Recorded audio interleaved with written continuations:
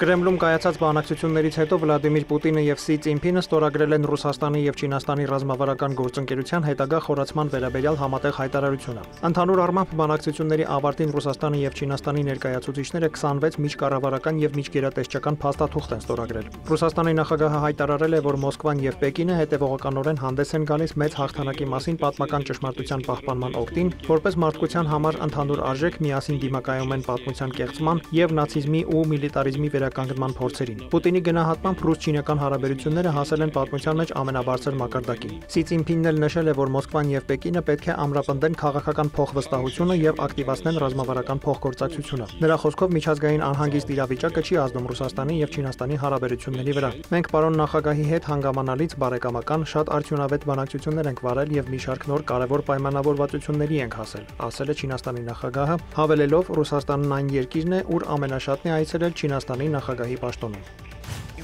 Միացյալ Նահանգներն ու Մեծ Բրիտանիան համաձայնության են եկել Վաշինգտոնի սահմանած մաքսատուրքերի շուրջ, հայտարարել է Միացյալ Նահանգների նախագահ Դոնալդ Թրամփը։ Միացյալ Թագավորության հետ համաձայնագիրն ամբողջական եւ համապարփակ փաստաթուղթ է, որը կամրապնդի Միացյալ Նահանգների եւ Միացյալ Թագավորության հարաբերությունները։ Հաշվի առնելով մեր վաղեմի պատմությունն ու միմյանց հանդեպ նվիրվածությունը, մեզ համար մեծ պատիվ է առաջին առևտրային համաձայնագիրը կնքել հենց Միացյալ Թագավորության հետ, հայտարարել է Թրամփը, վստահություն հայտնելով, որ դրան կհաջորդեն բազմաթիվ այլ գործարքներ։ Ըստ Reuters-ի համաձայնագրով Վաշինգտոնը եւ Լոնդոնը պարտավորվում են փոխադարձաբար նվազեցնել մաքսատուրքերը։ Ամերիկյան կողմը նաև համաձայնել է նվազեցնել մաքսատուրքերը բրիտանական արտադրության ավտոմեքենաների, պողպատի եւ ալյումինի համար։ Փոխարենը Լոնդոնը կարող է նվազեցնել ամերիկյան ավտոմեքենաների ներկրման մաքսատուրքերը, ինչպես նաև առցանց առևտրի լրացուցիչ հարկերը։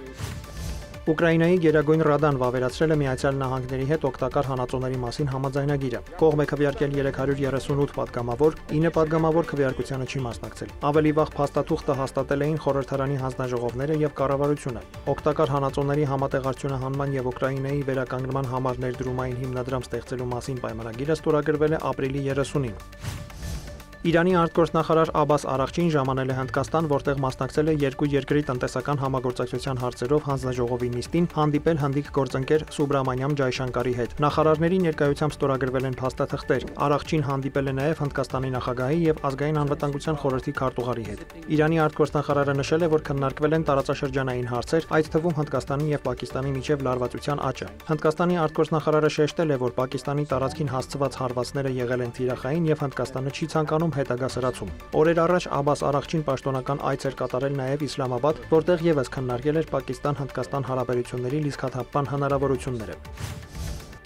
Վերսկսվել են ռազմական գործողությունները Հնդկաստանի եւ Պակիստանի միջև։ Հնդկական անի գործակալությունը գրել է, որ պակիստանյան կողմն անօդաչու թռչող սարքերով փորձել է գրոհել Քաշմիրը։ Նշվում է, որ սահմանային հատվածում աշխատել է հնդկական կողմի հոբ համակարգը։ Լրատվամիջոցների տվյալով Հնդկաստանն էլեկտրաէներգիայի հարկադիր անջատումներ է կիրառում սահմանամերձ քաղաքներում։ Ավելի վաղ Հնդկաստանի պաշտպանության նախարար Ռաջնաթ Սինգը հայտարարել էր, որ Սինդուր հակաահաբեկչական գործողությունը դեռևս չի ավարտվել։ Պակիստանի վարչապետ Շահբազ Շարիֆն էլ իր հերթին արտակարգ խորհրդակցություններ հրավիրել Պակիստանի 7 խոշոր քաղաքում հնդկական անօդաչուների գրոհները քննարկելու համար։ Հնդկաստանի արտաքին գործերի նախարար Սուբրամանյամ Ջայշանկարն էլ հայտարարել էր, որ Նյու Դելին մտադիր չէ սրել հակամարտությունը, սակայն կոշտ կպատասխանի, եթե Իսլամաբադը ռազմական հարձակում սկսի։ Պակիստանի պաշտպանության նախարարն էլ հայտարարել էր, որ Իսլամաբադը պատրաստ է դադարեցնել Հնդկաստանի հետ ռազմական հակամարտությունը, եթե Նյու Դելին նույնպես համաձայնի դրան։ Մայիսի 8-ի առավոտյան Հնդկաստանի հետ սահմանից ոչ հեռու պայթյուններ էին հնչել։ Սամահա TV-ի հաղորդմամբ ոչնչացվել է հնդկական անօդաչու։ Ոստիկանության աղբյուրները հաղորդել են, որ օդանավակայանի մոտակայքում ոչնչացված անօդաչուն հետախուզական է եղել։ Հնդկաստանն իր հերթին Պակիստանին մեղադրել է Ջամու եւ Քաշմիրի վիճելի տարածքի հրետակոծման համար։ Հնդկական բանակը հայտարարել է, որ Պակիստանի տարածքում, ինչպես նաեւ Քաշմիրի օկուպացված հատվածներում ոչնչացվել են ահաբեկիչների կենտրոններ եւ վերապատրաստման կայաններ։